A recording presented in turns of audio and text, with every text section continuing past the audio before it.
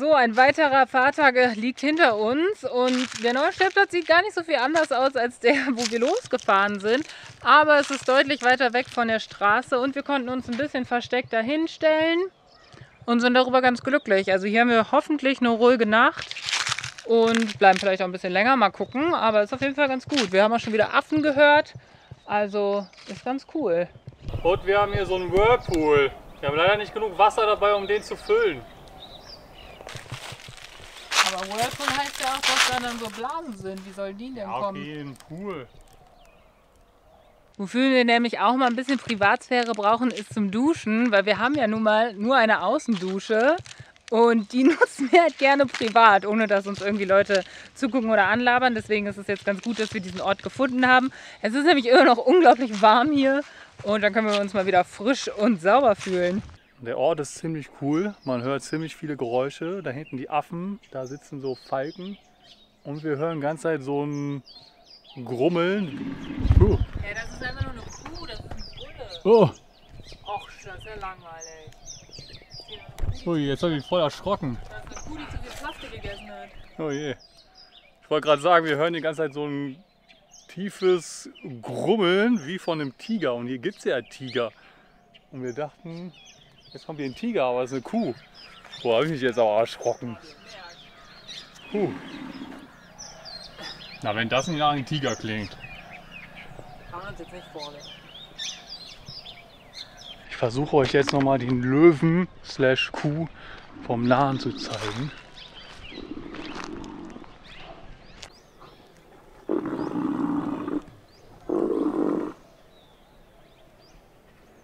Viele würden bestimmt denken, wenn man jetzt hier so in so einer Art Wald parkt und man weiß, hier gibt es Tiger und dann hört man dieses Geräusch, dass dann da gleich der Tiger um die Ecke kommt.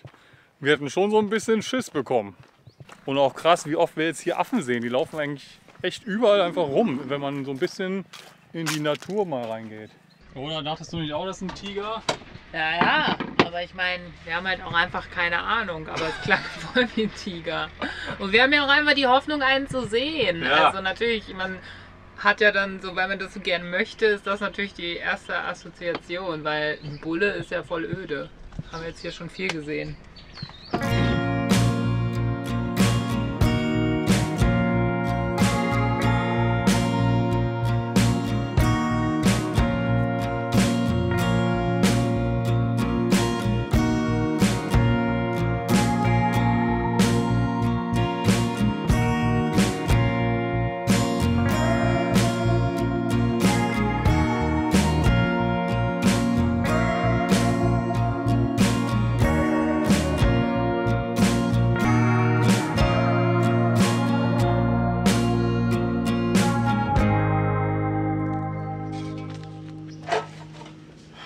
So, weil es sehr heiß ist natürlich. Bei uns sind noch 32 Grad im Van. Und beim Kochen wird es halt immer richtig heiß drin. Deswegen kochen wir jetzt mal draußen. Das machen wir eigentlich fast nie. Eigentlich nie. Weil es halt sehr umständlich ist, die ganze Gasflasche und alles dann nach draußen zu stellen. Deshalb wollen wir auch umstellen auf Induktionskochen, um diese ganze Hitze vom Kochen mit Gas irgendwie nicht mehr zu haben. Aber mit unseren kaputten Solarzellen geht das gerade leider nicht. Wenn wir da nochmal irgendwann eine neue Lösung haben, dann können wir noch mal schauen, ob wir das noch mal in Angriff nehmen.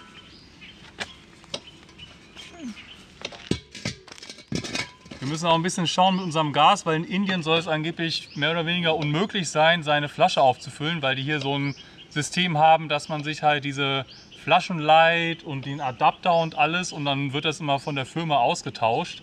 Deswegen geht das nicht und das ist halt in jedem Land immer irgendwie ein Abenteuer, Gas aufzufüllen. Deswegen wollten wir auch lieber mit Induktion kochen, weil dann hat man das nicht mehr. In Nepal soll es wohl gehen, deshalb müssen wir jetzt noch irgendwie 2 Wochen bis Nepal aushalten. Und ja, könnte reichen.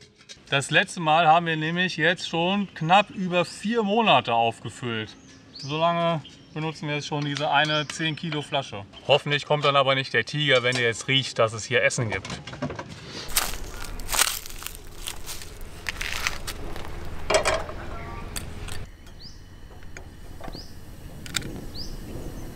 Ui, mit Chilis. Ja, ich bin mutig. Wow. Die gab es heute zu den Samosas dazu. Den Omnia-Deckel kann man übrigens für all mögliche Pfannen und Töpfe benutzen. Das ist ganz gut. Na, wenn die Pfanne passt. Bei uns passt das.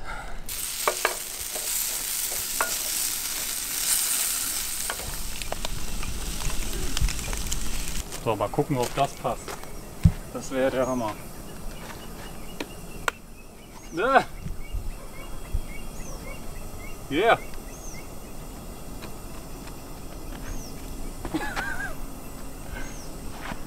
Unser neuer Outdoor-Sitz. Automöbel. Und für Leute, die ganz groß sind, könnte man das ja auch noch nach oben machen.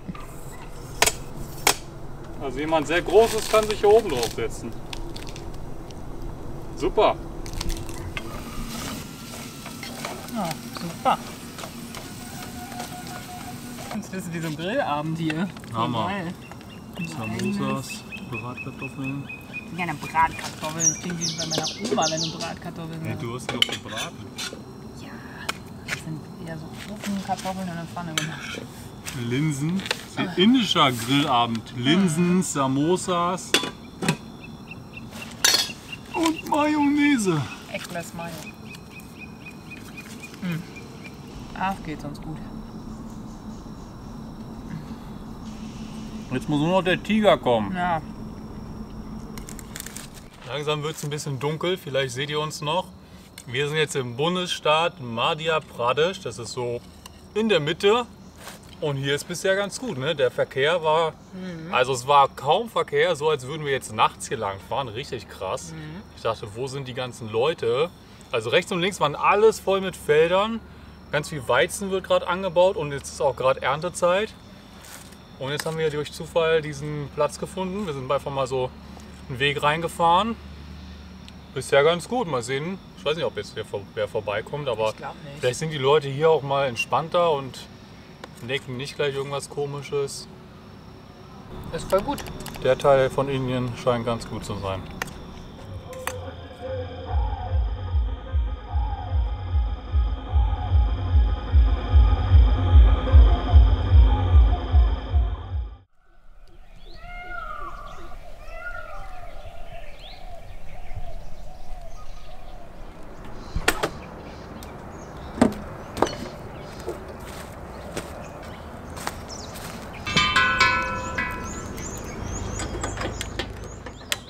Guten Morgen. Was für eine Geräuschkulisse hier. Bei manchen Geräuschen wissen wir auch gar nicht genau, ist das jetzt ein Vogel? Was ist das? Also schon spannend, wo wir hier so sind.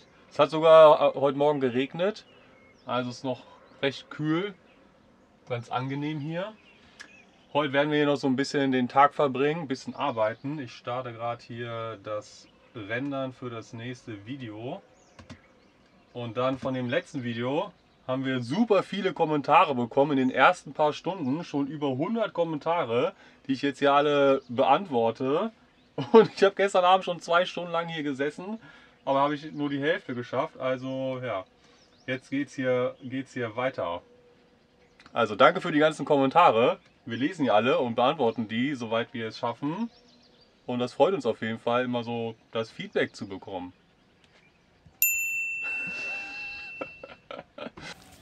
Oh ja. Snack Attack, Snack Attack. Das ist unsere Lieblingsessensmarke. Snack Tech, Attack Hunger. Ich glaube, an so einem lauten Ort haben wir lange nicht mehr gegessen. Das ist echt eine krasse Geräuschkulisse Ja. hier. Wahnsinn. Und es ist echt, also es fühlt sich durch diese Geräuschkulisse, man hört halt auch so Affen und so ein bisschen an wie im Regenwald, Ja. weil es jetzt auch so feucht, also eben hat es ja noch geregnet, jetzt wird es wieder richtig heiß, also es ist auch so feucht und schwül. Ganz komisch hier. Und halt laute Geräuschkulisse von Tiergeräuschen. Ja, genau. Ich bin auch immer noch dabei, die ganzen Kommentare zu beantworten. Es sind echt viele und es kommen ja auch immer mehr dazu. Es ist nicht so wie früher, die ersten 2 Jahre bei uns auf YouTube, wo es immer nur so 3 Kommentare gab oder so. Naja, aber ist ja schön. Hört ihr dieses Das ist nämlich ein Affe und die sind hier auch wieder überall. Wir sind jetzt in verschiedenen WhatsApp-Gruppen, wo es so darum geht, wie man weiterreisen kann und sich auch mit anderen Reisenden austauschen kann. Und auch bei der Tagesschau ist es jetzt wohl so, dass China wieder Touri-Visa ausstellt. Das war wegen Corona und so die letzten Jahre nicht der Fall. Und das eröffnet jetzt echt wieder ganz schön viele neue Möglichkeiten und Türen für uns. Kostet allerdings auch was mit China, also durch China durchzufahren, weil man einen Guide braucht. Und es wäre ja cool, den sich mit Leuten zu teilen. Dann können wir uns das leisten, sonst auf keinen Fall. Und generell sind die Strecken halt sehr, sehr weit. Also es ist voll cool, dass es jetzt neue Möglichkeiten gibt. Aber trotzdem gucken wir so auf die Karte und denken uns so, vor allem nach den letzten Wochen, wir wollen nicht mehr so viel Auto fahren, aber irgendwie müssen wir ja weiterkommen. Weil wir jetzt auch nicht, also in Nepal kann man auch nicht ewig bleiben und so. Und jetzt ist es auch voll so, dass es echt nochmal krass mit dem Wetter ist, weil überall die Regenzeiten anfangen und so. Und man will ja auch nicht dann im Winter wieder in Pakistan oder China sein. Und wir würden richtig gerne in die Stan-Länder und so. Und da aber im Winter sein oder im Herbst, macht halt auch keinen Sinn. Also es ist echt nicht so einfach. Nee. Indien ist eher so eine Sackgasse, wo es schwer ist weiterzukommen mit Visa, Regenzeit und da geht's nicht weiter, da geht's nicht weiter. Also es wird halt auch einfach komplizierter, weil die Strecken einfach weiter sind. Also wir haben jetzt echt in den letzten Monaten noch mal gemerkt, so Europa ist halt echt cool, weil es einfach nicht so riesig ist. Du kannst halt relativ einfach den Winter im Süden verbringen und den Sommer in Schweden oder so und die Distanzen sind irgendwie machbar und du kannst halt einfach, ohne dass du auf ein Visa also brauchst halt kein Visum und das macht einfach das. Da sind wir alle mit einem europäischen Pass schon in einer sehr privilegierten Situation und das sollten wir zu schätzen wissen und ich finde es aber voll cool, durch diese Reise nach Indien das schätzen zu lernen, weil davor war ich halt noch so ein bisschen so, ja, Europa ist jetzt nicht so krass, aber jetzt hier zu sein und diese Reise zu machen, hat mir auf jeden Fall nochmal gezeigt, was auch cool an Europa ist und dass man dankbar sein kann, dass man da so viele Möglichkeiten hat. Der Affe stimmt zu. Sehr gut. So, jetzt sind die ersten komischen Typen hier angekommen mit dem Motorrad. 2 Männer, die dann hier so rumgelaufen sind. Die haben auch nicht Hallo gemacht oder so. Die also stehen da rum, haben eben noch Fotos von unserem Van gemacht mit ihrem Handy. Keine Ahnung, worauf die warten. Die sind halt dann auch wieder so um den Van rumgeschlichen und haben so reingeglotzt. Und ich habe halt so die Vorhänge zugezogen, weil ich mir einfach denke, man kann ja wenigstens Hallo sagen, aber so... Und dann gucken, ich kann es einfach nicht mehr. So ist es. Und ich habe vor allem heute, wir haben so einen Arbeits- und Abhängtag. Ich habe irgendwie nicht so Bock jetzt hier, dass jemand mir dabei zuguckt oder in meine Privatsphäre so reinschneidet, unaufgefordert. Die müssen ja auch aus irgendeinem Grund hierher gekommen sein. Ich glaube jetzt nicht, dass die uns gehört oder gesehen haben.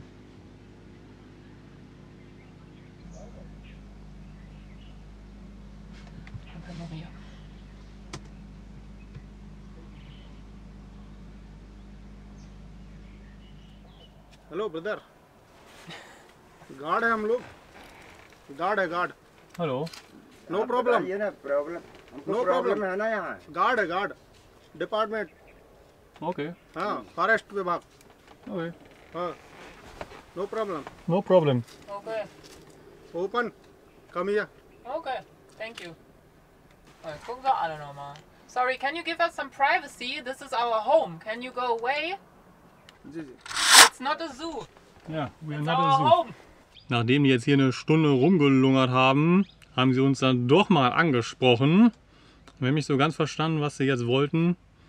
Naja, die waren halt neugierig. Jetzt sind sie gefahren. Mal sehen, ob die gleich wiederkommen. Laura hat irgendwas gehört, dass sie irgendwas mit Police irgendwas gesagt haben. Oh je. Also wahrscheinlich hätten wir jetzt auch mehr mit denen reden können, aber ich habe sie dann schon gebeten, wenigstens nicht so reinzuglotzen und habe so gesagt, this is our home, ne, das ist unser Zuhause, guckt bitte nicht so rein, weil wie gesagt, es ist inzwischen für uns einfach was anderes, wenn wir Leuten sagen, hey, wir geben euch gerne eine Tour, als wenn Leute einfach so gucken, ohne zu fragen und wir sind hier gerade nur mal am Arbeiten und so und nicht mal das haben sie verstanden und haben dann halt nur so, yes, sure, und haben dann aber weitergeguckt, dann ist es halt voll schwer, jetzt mit denen zu kommunizieren. Also es wäre wahrscheinlich auch einfach jetzt wieder chaotisch gewesen, weil die verstehen ja noch nicht so wie im Iran, dass man ja Google Translate voll gut benutzen kann und reden dann halt trotzdem so weiter und es gibt einfach nicht so, also es führt dann immer irgendwie zu nichts und deswegen, ja, keine Ahnung, es ist halt einfach so, sind wir dann so ein bisschen so, bitte einfach ein bisschen in Ruhe lassen und gut, mal gucken, was jetzt passiert. Ich meine, die können ja herkommen, wenn sie sich wundern, was wir sind. Kann man Hallo sagen. Aha. Das ist ja interessant. Wo kommt ihr her? Oh wow, ihr reist hier mit dem Van. Ja, schöne Gegend, ne? Ja, ich wohne hier auch. Man kann ja ein Gespräch anfangen und nicht einfach nur rumlungern. Und das ist ja voll unangenehm für uns. Wir sitzen hier drin, haben die Vorhänge zugemacht und dann lungern da so 5 Männer draußen rum und schleichen hier rum und gucken, wo sie irgendwie einen Blick reinhaschen können. Und irgendwann haben sie dann den Mut gefunden, uns mal anzusprechen. Keine Ahnung. So, wir haben uns dann noch mal rausgetraut zu einem Spaziergang. Und ja, also wir haben halt diesen Platz jetzt wieder gesucht, um wirklich Ruhe zu haben. Und es ist dann einfach so ein bisschen schwierig im Moment für uns, wenn die irgendwie gestört wird. Ich meine, vor ein paar Monaten wären wir noch voll entspannt gewesen wahrscheinlich, wenn jetzt wieder Leute da wären, weil wir, wie gesagt, ja auch verstehen, dass die Leute irgendwie neugierig sind. Aber ja, manchmal muss man einfach mal sagen, ich will jetzt meine Privatsphäre, bitte lass mich. Oh, da ist wieder der Tiger. Was?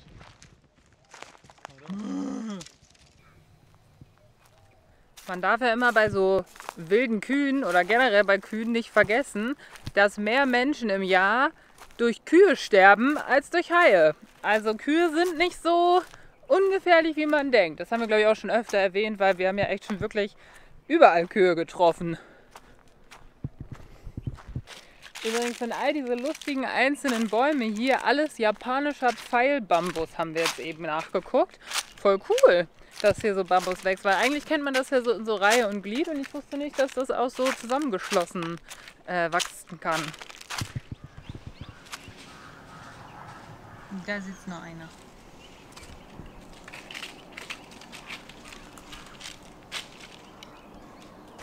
Eine ganze Gruppe, die uns jetzt besuchen gekommen ist. Jetzt fehlt dir nur noch der Tiger, dann wäre es perfekt, aber die Wahrscheinlichkeit ist, glaube ich, sehr gering. Und so ist es auch cool. Immer Affen zu beobachten, finde ich schon echt irgendwie auch cool. Die sind schon richtig lustig.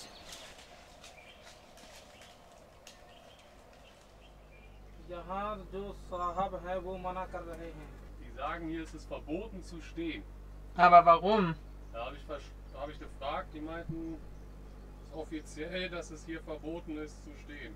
Die wundern sich halt immer, was wir sind, und er hat gefragt, was jetzt unser Business hier ist, was wir jetzt hier machen, weil die denken, wir sind irgendwas Offizielles oder keine Ahnung. Weiß ich auch nicht genau, was die denken. Naja, ich habe gesagt, wir sind hier privat und gucken uns die Affen an und laufen hier rum. Und dann war okay? Und dann hat er noch gefragt, wie lange wir bleiben. Habe ich gesagt, ja, bis zum Mittagessen oder so, wissen wir nicht genau. Das war jetzt okay. Keine Ahnung. Die wundern sich halt immer, was wir sind und was wir hier machen und keine Ahnung. Ja, die würden halt nicht in irgendein Land fahren mit ihrem Auto und da campen. Das kennen wir halt Campen nicht. gibt's hier nicht. Es ist ja auch voll verständlich, da muss man einfach nochmal sagen, irgendwie wir sind Touris und so. Ja. Aber ich habe auch nicht ganz, ich weiß nicht, ob er meinte, das ist jetzt hier Privatgrundstück, aber es sieht halt überhaupt nicht so aus. Es ist halt einfach nur ein Wald zwischen dem Dorf und der Straße. Und dann kommen halt immer Leute an, die denken, sie haben jetzt hier was zu sagen oder keine Ahnung. In Indien haben wir immer sind alle Leute immer sehr wichtig und alle haben was zu sagen, haben wir das Gefühl. Naja. Viel mit dem Kopf wackeln und lachen und dann sind sie glücklich. So, jetzt sind die 3 Leute zurückgekommen mit einem Polizisten und jetzt sagen die, man braucht eine Permit, also eine Genehmigung, um in diesem Wald zu sein. Ja, so ist das irgendwie in Indien. Für alles, außer man ist auf der Autobahn, an der Tankstelle oder in einer Stadt, braucht man immer eine Genehmigung, weil alle sind immer sehr wichtig und keine Ahnung, wollen sich wichtig machen. Jetzt zeigen wir denen einfach mal unser Carnet de Passage. Okay, wir haben den Leuten jetzt und den Polizisten unsere ganze Lebensgeschichte erzählt, was wir hier machen, wie wir durch Indien reisen, wie wir uns finanzieren, was wir hier machen, dass wir den Wald schön finden und uns hier Affen anschauen und keine Ahnung. Und das haben sie dann auch so ein bisschen verstanden. Also wenn man dann diesen Austausch hat, dann verstehen die das und haben halt auch ein paar Fragen und finden das interessant. Und dann muss man halt natürlich alles jetzt mit Google Translate machen und der hat das halt nicht so richtig hinbekommen, aber es ging. Und dann sind die auch zufrieden, sind jetzt weggefahren. Das war auch ganz lustig so, weil dann hat er immer Hindi geredet und wir immer so No Hindi. Und dann haben wir, das war halt 100 Mal, dann haben sie mal gelacht. Und am Ende haben wir dann Namaste gesagt und dann so, ah, Hindi, ihr könnt ja doch Hindi. Also ja, es war auch ganz lustig.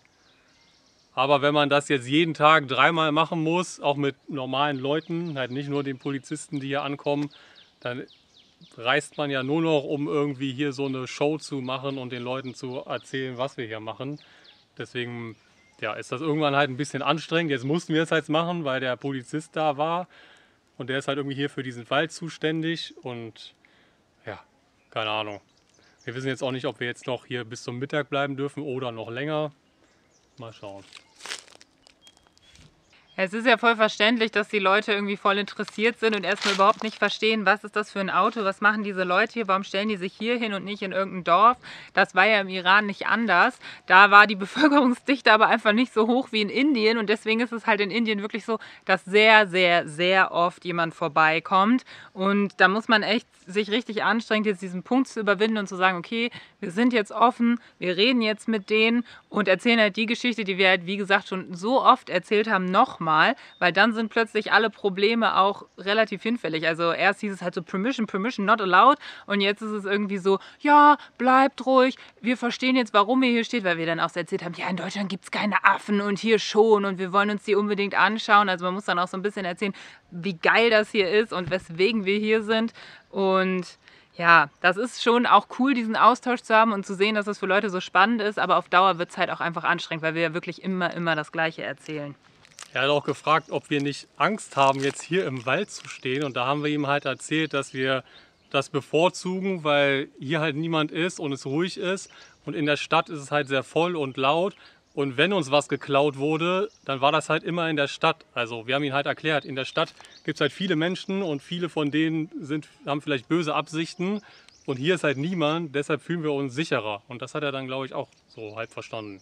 Und man muss halt einfach sich vor Augen führen, dass so ein Van, einen ausgebauten Van oder auch ein Wohnmobil, gibt es in Indien einfach nicht. Das heißt, das ist für die total abgefahren. Und wenn du dann auch noch sagst, du kommst aus Deutschland, also aus Europa, also aus einem Land, wo die sich ja auch nicht leisten können, mal eben hinzufahren, dann denken die vor allem erstmal, wir sind total reich. Deswegen wollen die, glaube ich, auch immer wissen, was wir vorher gemacht haben und fassen es halt irgendwie nicht, dass wir jetzt hier so einfach reisen und halt nicht in Hotels unterwegs sind und jeden Abend essen gehen und so. Also es ist für die echt, als wären wir von einem anderen Planeten. Und halt nicht wie in Europa, wo inzwischen jedes Land hat da schon mal einen Camper gesehen, jede Person und jeder weiß so, ah ja, die machen da jetzt Wildcampen. Ist hier einfach nicht so. Und das ist bei uns natürlich, weil wir in diesem anderen Camper-Umfeld, für uns ist das auch was ganz Normales, ist das immer so, ah ja, die wissen einfach nicht, was das ist, man muss denen wirklich alles erklären. Die Abfahrvorbereitungen laufen, also wir fahren dann jetzt mal, genau, es kamen jetzt schon zweimal wieder Leute an, das spricht sich natürlich auch rum und spätestens heute Abend würde wahrscheinlich die halbe Dorfjugend dann hierher kommen, um ein Selfie zu wollen oder halt auch mal zu gucken, was für Außerirdische jetzt hier so abhängen. Ja, ich glaube, wenn wir jetzt nicht, also es ist ja nicht gestellt, aber wenn jetzt niemand gekommen wäre, hätten wir wahrscheinlich noch einen Tag verbracht. Aber Varanasi ruft und unser Visum ist nicht mehr so lange gültig. Von daher hätten wir uns morgen oder übermorgen spätestens von diesem Ort trennen müssen. Also machen wir es halt jetzt, weil wir einfach fahren wollen und jetzt nicht unsere Geschichte noch dreimal erzählen wollen.